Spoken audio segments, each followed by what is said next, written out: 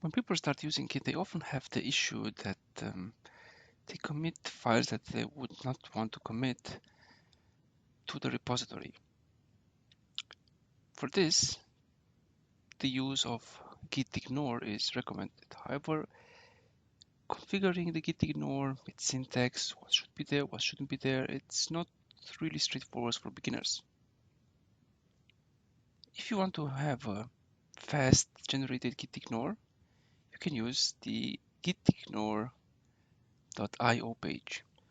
So we just open the page here and let's say you have a Java project. Select Java, create, and it automatically creates your Gitignore file. Of course, you can copy this and then change it based on your requirements. Let's see if you have a little bit more. So let's say Java and Windows. Create, and now the Gitignore file has been updated. Feel free to have a look.